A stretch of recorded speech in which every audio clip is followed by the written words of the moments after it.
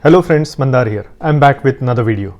This is the third of the series that I'm creating for the policy memos that have come in recently from USCIS. In this video, I'm going to talk about the policy memo that is for the job portability in the case of application for adjustment of status. So if you are interested to know what are the changes in this policy memo, particularly for AC21 rule for job change during the adjustment of status, then stick around until the end and let's get started.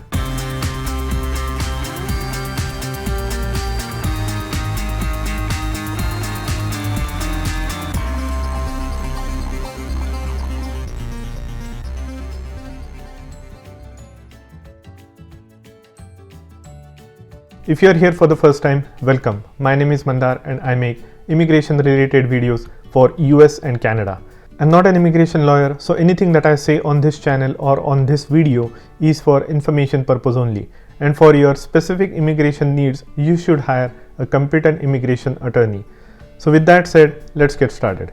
This is the second memo that was issued by USCIS on November 17. This is in addition to the discretion that I mentioned in my previous video. So in this video, let's talk about what are the policy changes that USCIS has mentioned for the job portability during adjustment of status. When I went through this memo, I observed that there are certain things that are reiterated that have already been in place for a long time.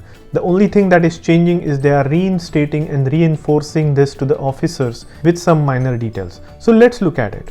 So first of all, this memo is also effective immediately, which means it is effective on November 17. So any job portability for your adjustment of status application beyond November 17th may have an impact based on this memo. So what are the policy highlights? Let's look at them. So basically it consolidates the requirements what constitutes a job portability. What it means is it determines the eligibility to transfer or port your job based on whether the new job is same or similar to what was mentioned in your I-140 petition. It also goes into the details of how this job portability is requested and how it is adjudicated by the visa officer. So now what I will do is I will actually take you to the actual and point out some of the important things that you would be interested in. So let's look at it. Now here is the actual USCIS website where this policy manual is updated. So it says Chapter 5 Job Portability after Adjustment Filing and Other AC21 Provisions. So it goes into the background. It tells you that in 2000 Congress enacted the American Competitiveness in the 21st Century Act of 2000, which is AC21. This provision allows certain employment-based adjustment of status applicants experiencing delays in the employment-based adjustment of status process some flexibility to change jobs or employers while their application to register permanent residence or adjustment of status is pending. So now, what are the eligibility requirements?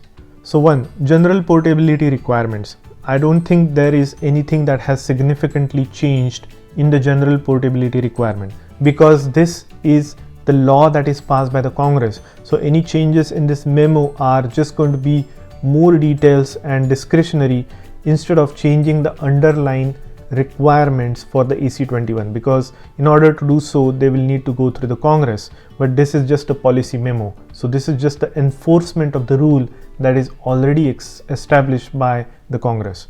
So there is not going to be any significant material change in this memo that will alter your application status, that will alter your application outcome. So basically it says that the application is the beneficiary of an approved I-140 petition or of a pending petition that is ultimately approved. The petition is filed in the employment-based EB1, EB2 or EB3 category and has been pending with USCIS for 180 days or more at the time the USCIS receives the request to port. Now this is the key thing that I wanted to point out. At the time that USCIS receives your request for job portability for AC21, your adjustment of status, which is I-485, should have been pending for more than 180 days. So that is very, very critical. Now the second statement is also important to know. The new job offer through which the applicant seeks to adjust status is in the same or similar occupational classification as the job specified in the petition. Then it goes on to mention about the bona fide job offer, request for job portability under supplement J. So supplement J is how you do it. Basically you need to, if your job has changed with the same employer, then you need to get a supplement J from your same employer. If the job has changed as part of your change of employer, then you need to get a supplement J signed by your new employer that will suggest that your job is similar to one that was mentioned in I-140. And you need to do this portability only after 180 days of filing of your I-485 application. Now it also goes on to say and re-emphasize that your I-140 petition should be approved at the time when you do this job portability. If your petition, I-140 petition, was withdrawn by your employer, then your I-485 should have been pending for more than 180 days. If your I-485 has been pending for more than 180 days, and if your I-140 has also been approved for more than 180 days, then no matter if your employer has withdrawn the petition of I-140, it will not impact your job portability and it will not impact your I-485 application. So that is important to remember. Now it also goes on to say the termination of original petition's business. So if your petitioner's business they close or they go out of business, so the company no longer exists, there are two conditions you have to meet. Your I-140 has been approved for more than 180 days and your 485 application, which is adjustment of status, has also been pending for more than 180 days. So if you meet both of these, then you should be safe. That is something that has been emphasized and re-emphasized in this particular memo. So they go on to talk about same occupation classification, similar occupation classification, because there is slight difference. You could be doing a different job, but your job classification could still be similar to what was mentioned in I-140. Other factors to consider, which are clearly stated in this memo, are the US Department of Labor occupational codes assigned to the respective job. They will closely look at what is the code that has been used, job classification code that has been used in your 140 versus your supplement J. So they will try to match that. Your job duties should be clearly matching with your I-140 petition. Your job title, required skills and experience, educational and training requirements, licenses and certifications, wage and salary. It should not be lower than what was mentioned in your I-140. It should be either higher or same.